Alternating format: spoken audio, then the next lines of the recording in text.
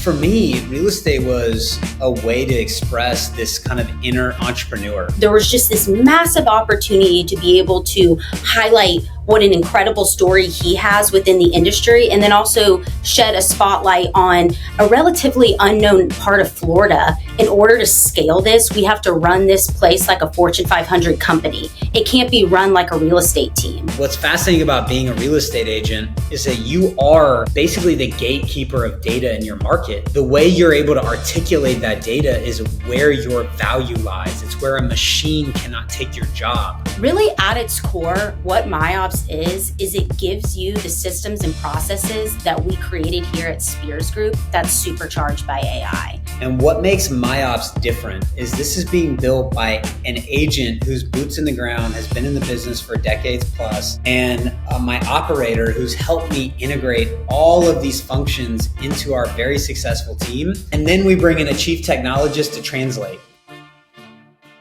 Jonathan and Maria, so stoked to have you guys on the Luxury Presence podcast. Thanks for being here today. Man, thanks for having us. We're excited. Back for seconds. Back for seconds, yeah. As we were just talking about, your previous Luxury Presence panel experience was exceptional. We got so much great feedback. We couldn't wait to have you guys back on another show of ours. So yeah, we're just going to dive right into it because you guys are amazing and we can't wait to hear what you have to say. And we'll start with you, Jonathan. You know, you've achieved incredible milestones already, reaching $1 billion in sales before turning 30. You've led Spears Group beyond $2 billion in transactions. But looking back, how did you first get started in the real estate industry? Man, that's such a great question. I had an interesting background. I went to college at an early age. I'm a self-described overachiever. So for me, real estate was a way to express this kind of inner entrepreneur. And I always knew that I was business oriented as a kid. If somebody's going to do a lemonade stand, I was going to do it better. If one of my friends was, selling artwork, I'm about to double down and cold call my classmates and sell them better artwork. So I saw this opportunity in real estate at a time that I think everybody else was thinking that the world was ending. It was 2009 when I was transitioning from the age of 17 to 18. And I turned 18 in January of 2010. And I decided in late 2009 that I was going to spend my 18th birthday getting my real estate license. And so that's what started it all. I love that. Yeah, I don't think many can say the same. And Maria, your background is in communications and PR, yet today You're the COO of one of Florida's top luxury teams and co-founder of MyOps alongside Jonathan, which I'm excited to dive into in a bit. But how did you transition those skills initially, scaling Spears Group's operations and culture? Yeah, so as you mentioned, I started off my career in public relations, and that necessarily wasn't the route I knew I was going to go in college. But after kind of exploring all my different options, that's where it led me. And I didn't always think I was going to go into real estate, but there was a part of me that always felt like I was going to go there. And so after I was doing PR for a few years, I wanted to go off on my own. And I was trying to figure out, who am I going to target as my clients? And I was looking around, I was living in South Florida at the time, and I was seeing all these incredible luxury real estate agents across the state, and none of them were utilizing PR as part of their marketing. And I ended up getting connected with Jonathan during that time. And there was just this massive opportunity to be able to highlight what an incredible story he has within the industry, and then also shed a spotlight on a relatively unknown part of Florida that had so much promise to become, which we like to call the Hamptons of the South, and not Palm Beach anymore, coming up to Northwest Florida. So kind of combining those two things together is what led me truly into the real estate profession. And then Jonathan and I really just hit it off working together from that capacity. And he was ready to take his business to the next level and knew he needed somebody in that spot that was really organized and could help build out something that would get us to where we needed to be. So in June of 2022, I came on full-time as COO and head of PR for Spears Group. And that's really where our story started to grow. Very cool. Wait, this is something that everybody should pay attention to because I had been selling real estate for well over a decade before I met Maria. And I think what's interesting is oftentimes we make this mistake of doing everything on our own, right? Like as a top producer, I want to do it all and I want to micromanage it all. I want it all to be perfect. But the reality is in order to scale, you cannot. And so what Maria really taught me was understanding not only to hire to my weakness, but that when you put one and one together, her brain and my brain, you can really produce 10x the results. Yeah, absolutely. I think that's a very valuable lesson. Maria, I'd love to hear, what did you see immediately in the Spears group that made you think, oh yeah, this could totally be systematized and scaled? Yeah, absolutely. Well, I would say the first thing is knowing that you had a leader at the top that believed in what you were doing. So I always say this whenever I talk about why Jonathan and I started working together. And I used to play sports growing up. I played volleyball all through my life into college. And I remember as I was a child, I would come home and I would say to my parents, why is no one trying as hard as I am? Like, I don't get it. We're going to practice every day. Like, why would you not give 110%? And when I started working with Jonathan, he gave 110% always. And I saw that competitive edge that I'd always looked for in somebody I wanted to work with. And so when I came into the ecosystem of Spears Group and saw all the incredible things that he was already doing, but him having the willingness to understand in order to scale this, we have to run this place like a Fortune 500 company. It can't be run like a real estate team. And he understood that real estate agents are great salespeople, but they're not always great business people. Now, Jonathan's a unique case where his brain does run like a business person, but he knew what his strengths were. So he said, hey, this is what I'm seeing. Help me figure it out. And that's really what allowed me to come into Spears Group and build out the systems and processes to where they are today was the willingness of Jonathan being able to say, hey, we need this, and that permeating to all the agents on the team and them understanding the importance of it as well. Yeah, absolutely. Where did you start? So, great question. I always joke the very first thing I did was I became a financial forensic analysis. So I wanted to first really understand the numbers because I think in order to make decisions on your business, they have to be based in data, not in emotion. So the very first thing we did was we organized all of our finances and made sure that where we were investing money was based on where we were seeing a return with that money. So once we were able to figure out that piece of it, then we were able to move on to the next part, which is building out all of the back end systems that are needed to run a real estate team, all the way down from when you bring a new agent onto your team to when you get a new listing agreement. What are those same checklist items that everybody's doing? Because the reality of what systems and processes give real estate teams is it gives them branding. If Steve goes in to list a property and Joe goes to list a property on Spears Group, it doesn't matter who it is, they're going to get the exact same level of service because we've created it that way. And that's the only way to really have a functioning business to the level that you need it to be is consistency. Yeah, absolutely. Can you guys walk us through one of these systems or processes, maybe like a leads journey from initial contact? Let's just use your website for an example through, follow up and agent assignment. I just would love to hear what that looks like and kind of what tools you use to keep that pipeline moving so smoothly. Yeah, absolutely. You want me to take it, Jonathan? Yeah, I'll let you jump. Okay, perfect. So let's use what you said was an internet lead, which for us, just to kind of give a shout out to Luxury Presence, our highest converter, and we know this because we track it, has been our internet leads this year. And so what happens is we'll receive an internet lead. It's connected to our CRM. Yeah, So via our Luxury Presence website. Yes. So it comes through from our Luxury Presence website and it's immediately assigned to one of our agents. And then once the agent gets that lead, they have organized emails and text options of what to send to that person and how consistently they should reach out to that person. And what's good about that is no matter who gets that lead on the team, we know they're handling it quickly and they're handling it the same way. And that's the difference between an internet lead coming in and it being a dud, or it not being anything at all. And because we're tracking it, we're able to see, okay, for the month of August, we received 20 internet leads. And of those 20 internet leads, 3 of them were converted. Okay, then the next question is, who are the agents that converted those leads? So you kind of have to keep pulling back those layers. And that's where systems and processes come in place, is if you're tracking that data, you can look back at it and then make informed decisions based on it. And then you may be able to convert an internet lead like Jonathan did that allowed him to double end a $6.5 million property. Gotcha. No, that's very thorough. Makes a lot of sense. Let's double down a little bit on that and talk about one of your favorite 3-letter acronyms, which you mentioned a little bit, KPIs. What key performance indicators do you really track, or maybe some of the most important ones? And then how are you using that data to coach agents and maintain those standards? I would love to comment on this because I think Please.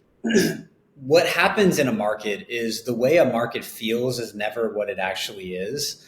And I think agents have the same mindset, especially because they work in and out of markets every day. The way the agent feels their business is going is usually not the way that it actually is. And they don't know that. I don't know that until we sit down and we examine it. Because in the moment, I think our emotions get the best of us. So I may talk to one of our agents and they're feeling like, man, I'm on top of the world. Like I'm killing it right now. And I'll say, okay, where did all your business from the last 3 to 4 months come from? And they'll look at me like kind of deer in the headlights. And, we now have a solution for this, but they'll go, I don't know. And I'm like, well, I do, because we track it. As you put your contracts in, we are able to pull the lead source. And we can like gently remind them, hey, every single lead that you're converting right now came from Spears Group. This is awesome, right? Like you're doing an amazing job here, but how could you take these leads that you've converted and to start to prospect some cold business or warm business that's in the peripheral aspects of the market, and just leverage your success to its fullest potential. And I think for agents out there who, let's just say, aren't tracking their lead sources, it's one of the simplest ways of identifying how to double down into a farm market. And it's the first place that I encourage agents to draw a boundary line with the market that they want to be an expert in. Yeah, absolutely. Do you have other routines like regular training sessions or dashboards, daily huddles to kind of keep your team to align with those sorts of things as well? I mean, we're about to dig into a technology that we built because we couldn't find an off-the-shelf solution to managing these problems that you're talking about. Like they just did not exist. And they certainly didn't exist all in one place. And so for us, like very simply, we have an internal hot sheet and we have an internal agent leaderboard, and that agent leaderboard is motivating. So if I log into our software called MyOps, the agent leaderboard is the first thing that pops up. And guess what every agent wants? They want to be at the top. And if they don't want to be at the top, this is probably not the place for them. One of our agents last week called me and he's like, Maria, I woke up this morning and all I was thinking about was that I'm not on the leaderboard yet. And granted, he just joined our team last week, but the fact that the first thing that comes to his mind is how can I get on that leaderboard? I kind of equate it to, for anybody that was around during the MySpace time, was that top 6. Like who wants to be in the top 6 friends? That's kind of how I look at agent leaderboards. And I think it's okay also to remember that it's okay to be motivated by those types of things. We're salespeople. Like it is totally fine to want to pull up your phone and see your face there at the top of a leaderboard. It doesn't mean it's the only thing that's important to a business, but I think it's okay that that's something that drives you forward each day. It's the ultimate form of accountability, though. And I think if you're an agent and you're hearing us talk going, oof, man, I don't know that I want to see what the leaderboard looks like right now because I'm not having a great year.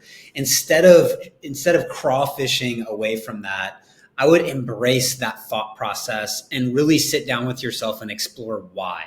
Why are you afraid to be exposed in that way? And I think a lot of agents that I've talked to about, charts or leaderboards or like, the real trends lists, they shy away from it because they're sort of afraid of how they performed. And instead of them being afraid of what other people think, coming you know, from a place of insecurity, let it drive you for yourself. Like, man, this is how I'm ranking today, and I'm either going to be happy with this or I'm going to allow this to propel me to the next level.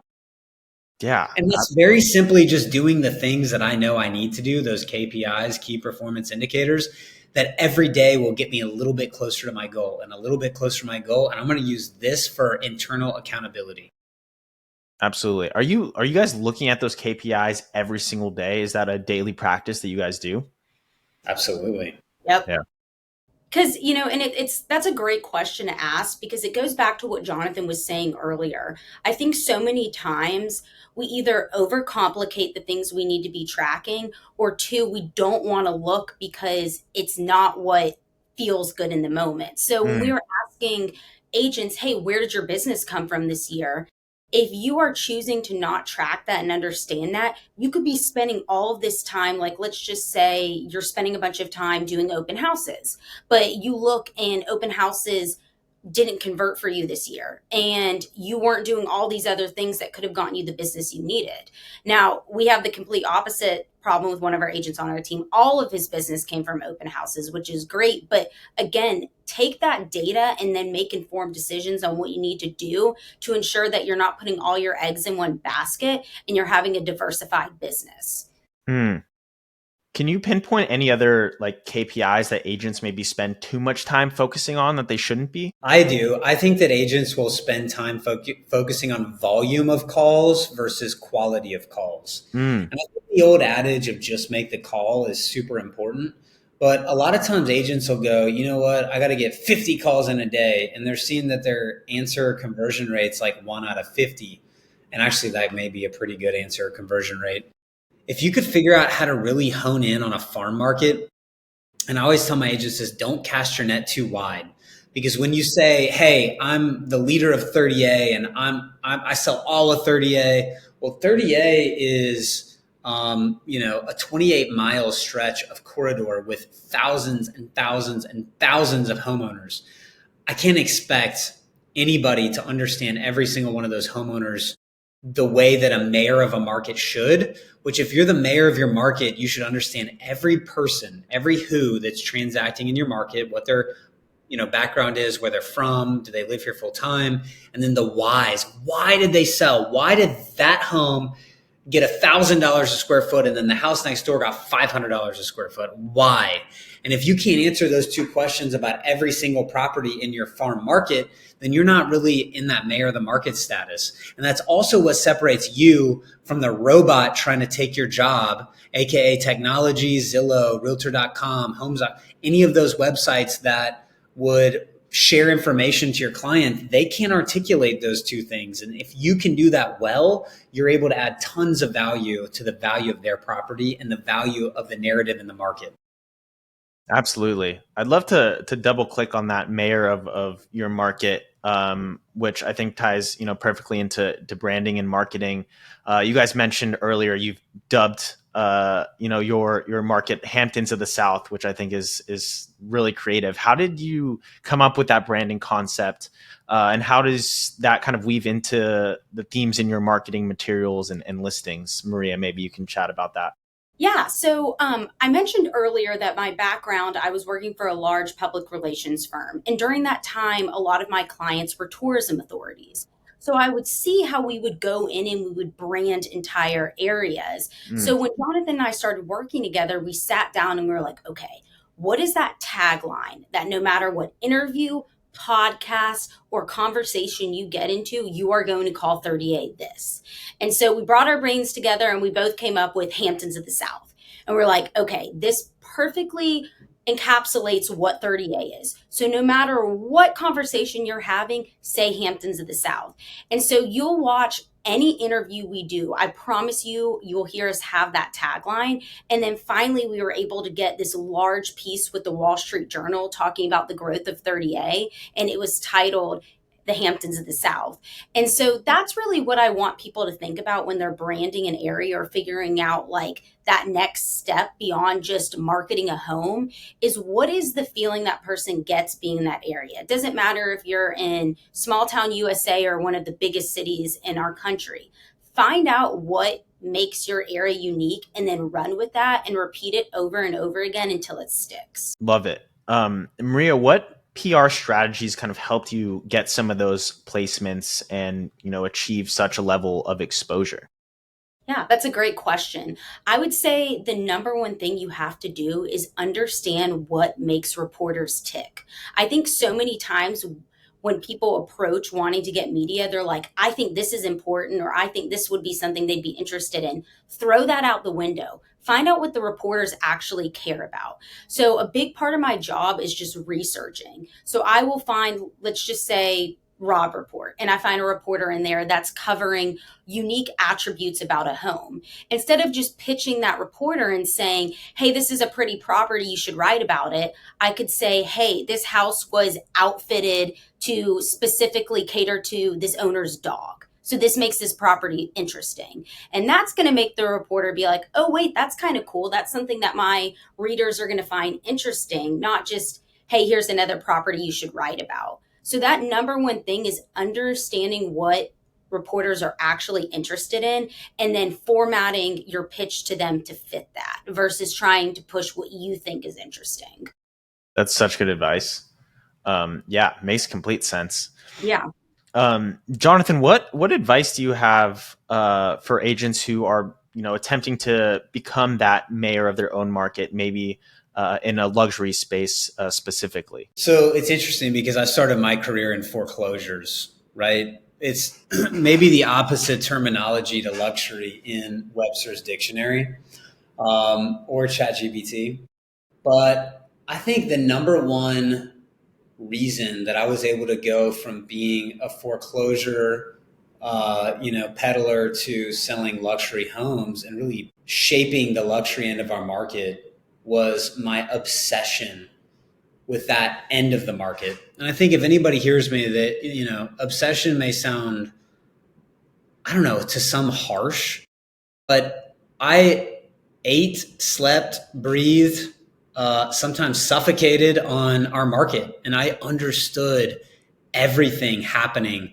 Even right before we hopped on this phone call, we were literally digesting and obsessing over things that were happening on our hot sheet. And I was obsessing because I didn't know about some of them before they hit the market.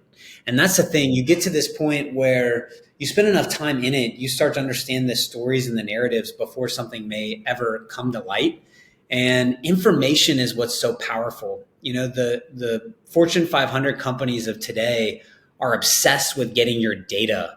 And what's fascinating about being a real estate agent is that you are basically the gatekeeper of data in your market. And the way you're able to articulate that data is where your value lies. It's where a machine cannot take your job. And for me, I would filter. This is very simple. If you're an agent and you want to go to a certain part of the market, filter your hot sheet for that part of the market. If you want to serve military buyers, filter out all VA loans that are active, pending, sold in your market. If you want to serve a certain neighborhood, shift your focus to just that part of the market and filter out a hot sheet. Hot sheet meaning make your MLS tailored to give you a 24-hour update every single day of what's happening in that market and understand those ins and outs, the who's and the whys obsessively. And that's what I did to essentially gravitate towards the top. And it didn't happen overnight. It took me years and years and years of persistence and persistently obsessing over what was happening in the market. So that way, when I got that one opportunity to get in front of a luxury buyer or seller, I could articulate the market in a way that they had not heard before. And they were able to understand a value that they didn't know existed. Wow. Yeah, that's more fantastic advice. Love that. You guys are just like full with amazing talking points and things all of our audience should absolutely digest. Another thing you guys have mentioned earlier on was your luxury presence website, which seems to be a central marketing tool for you guys. Would love to hear how you guys are leveraging it, and how your site is kind of feeding into your lead generation. Yeah. I think it's important to understand this from both an agent and an admin, because that's how we like to approach everything that we do within Spears Group. Is it can't just work for me and it can't just work for our agents. And I think that's what's so great about Luxury Presence is the website's back end is very simple and easy for me to use. It allows me to easily distribute leads. It allows me to easily update the website with information for our agents, but our agents also can use it as an incredible marketing tool. All the time when we're in listing appointments, Jonathan pulls up our website and shows it to people, and it leaves such a lasting impact because it encapsulates everything about our brand all in one spot. So I think that's really what has helped take our internet presence to the next level with you guys is the ability to not only use it on the back end really diligently, but also on the front end. Very Yeah, cool. Maria nailed something because for me, I run all of my listing appointments off of my luxury presence website. And I think of it as my business card. So I don't carry a physical business card. I'll either direct people to spearsgroupfl.com or to my Instagram page at Jonathan M. Spears. And I think the way that the public interacts with you is always going to be digital first. So most of the time, if you're going into a listing appointment, somebody's already Googled you. And so when they start to see this cohesive brand and this cohesion of marketing and the scale of marketing that Luxury Presence does for us, the value is exponential. Definitely. Very cool. So when you guys are going into listing appointments, you're bringing a computer or an iPad and you're just kind of going through your site, showcasing your listings and other information. I invite people to come meet with me at the office. So I'll tell you, I don't go on single viewing listing appointments. Like I just wrap one up and I went and I walked this beautiful home and I start by getting to know the owners, right? Like I could walk in with a bunch of data and I could vomit all of that data all over them and do whatever. And maybe with like a super high D, low attention span personality, you could go for that. But most people are relational and I focus on building the relationship and then I bring them back. I invite them to come to our office here on 30A and walk through a pricing and marketing strategy. And so my marketing strategy always starts with our luxury presence website. Love it. Very cool. Alrighty, let's get into some AI, and would love to chat about MyOps, which is a really cool project you guys have been working really hard on behind the scenes. Maria, maybe you can give us just a brief overview of what MyOps AI is and what problem you kind of set out to solve with this platform. Yeah. So really, at its core, what MyOps is it gives you the systems and processes that we created here at Spears Group that's supercharged by AI. So instead of sitting back and being like, how do I create what you guys have done? How do I find a Maria? How do I find a Jonathan? We're basically giving you a shortcut to that is now exponentially greater because we have the power of AI infused into it. So really at its core, what we're doing is we're giving a mobile and desktop version of all the systems and processes from taking a listing live to once you're under contract, all the way to access instructions, all accessible via AI. And I'll let Jonathan give some like real life examples of how the software has come into play for him as an agent. Because really, at the end of the day, we wanted something that took both of our brains and was able to deliver for both parts of the business. Because I think a lot of times, especially as an admin, even when I started in this role, I built out all the systems and processes before we had the AI and the ability to turn it into a software, and I thought it was beautiful, I thought it was great. But then I kept seeing our agents struggle because they were like, hey, I can't access this on the go, I'm not in front of my computer all day. And when I kept hearing that feedback, I could have doubled down and said, no, you guys aren't doing it right, like figure it out. Or I could have said, you know what, let's listen and let's figure out how we can build on that. And that kind of feedback and advice is what brought us to where we are today with MyOps. Yeah, for sure. Jonathan, I'd love to hear, from an agent's perspective, how important is this type of product going to be for your, day in and day out business dealings? I think it's massive. It's all about giving you your time back. So if somebody said, what's the problem that this software solves? Not only the systems and processes that I accumulated over 16 years and billions of dollars in sales, but it's the time that if I would have just had this software at the beginning of my career, or even if when I just started Spears Group, which was circa 2015, 2016, it would have given me so much more time. And the technology wasn't there, right? Like this isn't something I would have done, 3 or 4 years ago because we didn't have AI.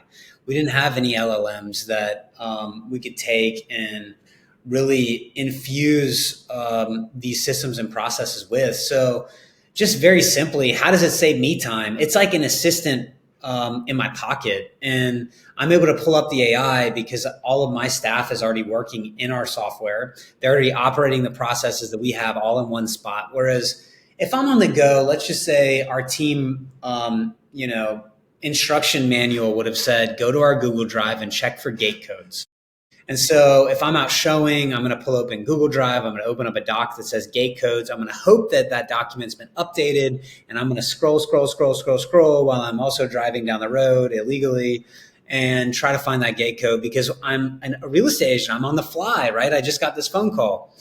Now I just hop in MyOps in my AI, which is the very first thing that pulls up. And I just press a button and I say, hey, can you give me the gate code to 123 A Street?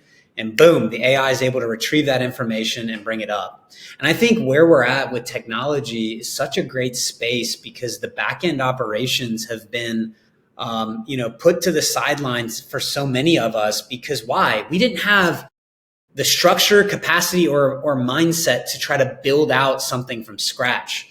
So what's been amazing and so rewarding for Maria and I is we're able to put a tool out in the market that allows our admin to stay extraordinarily organized and operate at the highest of levels while our agents are directly benefiting from all of these inputs, all of this data, all of this, conglomeration in one spot.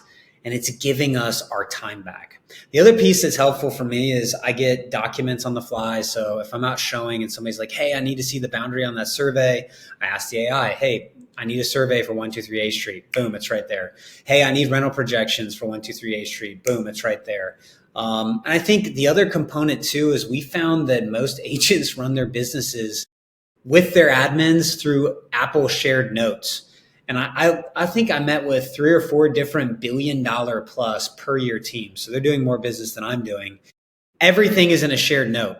And what we loved is we saw the opportunity with MyOps to incorporate a proprietary shared notes where you can have the same access that you do on your iPhone, but you're not scrambling through 5 different apps to try to get information. The AI can retrieve it for you. It can interpret it for you, and it's all right there.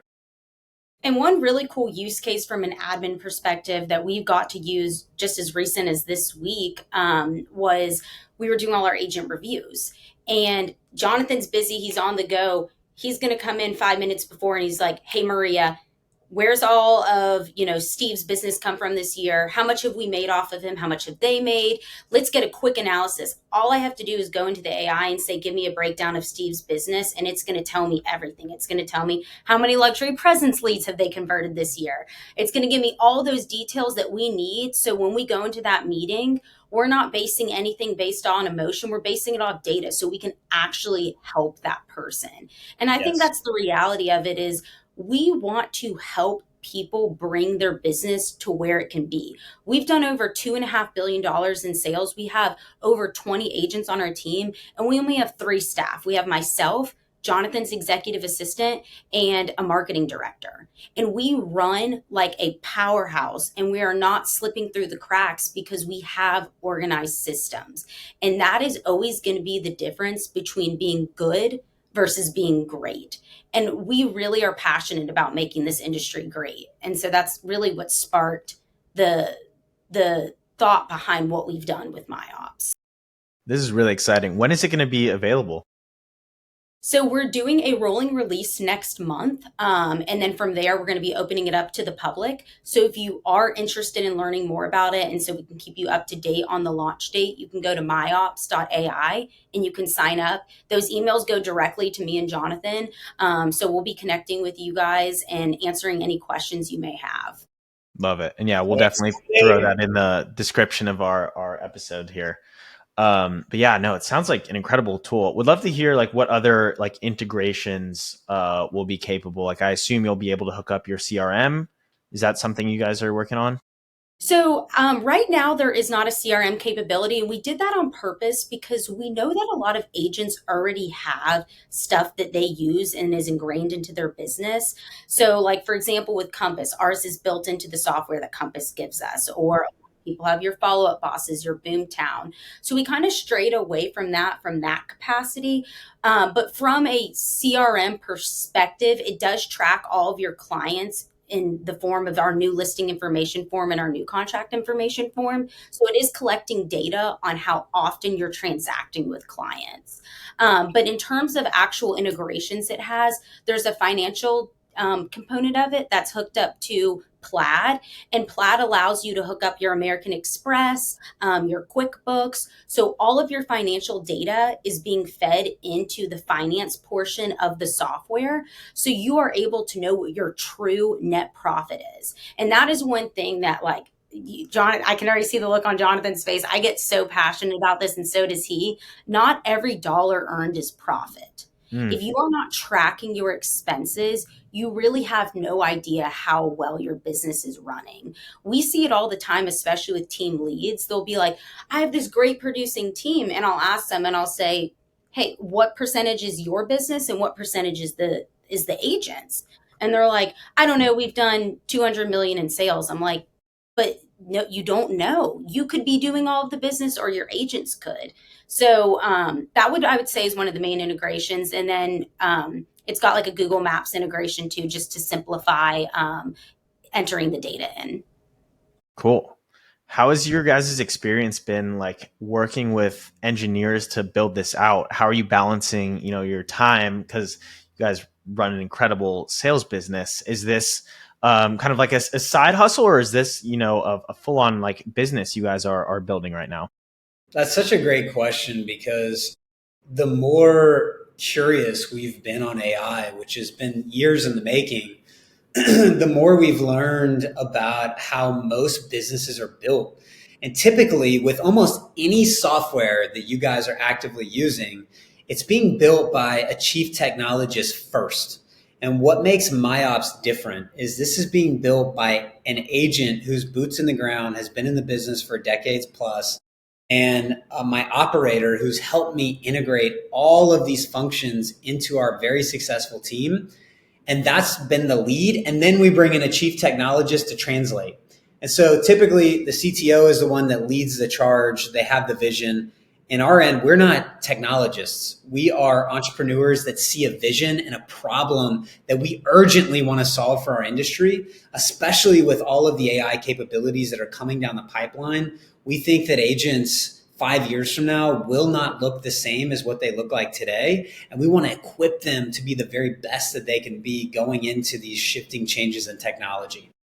And to answer your question about how are we able to do this all, I think a lot of times people are like, oh, Maria and Jonathan are just superhumans. But the reality is, the reason we can be continuing to build what we're doing on a business level is because we have organized systems and processes. We know what we need to do on a day to day basis with Spears Group to keep it running at the level we need it to do. And then we know what our delegations of duties are with MyOps to get it to where it needs to be. And so that's where I think people always miss the mark is they think, oh, I can never become a Jonathan. Now, granted, there are a lot of really special attributes about Jonathan, but Jonathan will be the first to tell you that if you just follow what he has done, you will be successful. We see it play out on our team every single day. And I think that's what I want people to walk away with is don't think that this type of level of success is not achievable because it is. Like neither Jonathan and I came with silver spoons in our mouth. We've built everything to where we are today from our own tenacity and hard work. And we just want to help people get there faster. And that's really what technology is doing for us. Work smarter, not harder. Like, how can we find ways to get there, but remembering that the core things that you have to do on a day-to-day basis will never change. Let me say this real quick. If you're an agent out there and you're hearing the words systems and processes and you're being triggered to the point where you need to probably call your therapist, I can relate. There is a difference between having systems and processes and rules and regulations. Yes. I think most agents hear those terms and they go, oh my God, this is like going to take away all of the freedom that I have in my life. It does not. In fact, it gives you more freedom. I just spent 5 weeks out of office with my family over the summer, traveling, while also operating. I think we did almost $100 million in business during that time frame between sold and pending properties. Mm-hmm. This is only because I was willing to take the time to figure out what systems and processes need to be in place, and then who are the people that can help me operate at a high level. If you want freedom, your best way to get to freedom is going to be to free yourself up to do more of the things that you're great at by putting systems, processes, and the right people and technology in place beneath you. But you're never going to elevate to that next step unless you understand that freedom is through those systems and processes. Amazing. I'd love to end things with one final question. Jonathan, you mentioned, agent of the future. I'd love to hear from both of you. What does the agent of, 2030 look like? What tools are they using? What is their business, like at that point? Well, of course, they're going to be MyOps agents. They're going to be powered by great AI technology. No, to me, the agent of the future is somebody that can do more with less. So let me tell you the fallacy that haunts every entrepreneur. Let's just talk more than just real estate. Like, every entrepreneur is that we have to throw more time at things.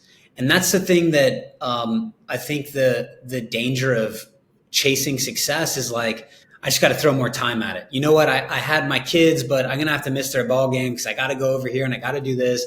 And I. What technology is going to allow us to do as we approach, 2026, much less 2030, is it's going to give us this time back. And when we get that time back, how we spend it is going to be so critical. Are we going to go and do more? Are we going to be more productive with that extra time? Are we going to take more time for ourselves, focus on mental health, on our family's health?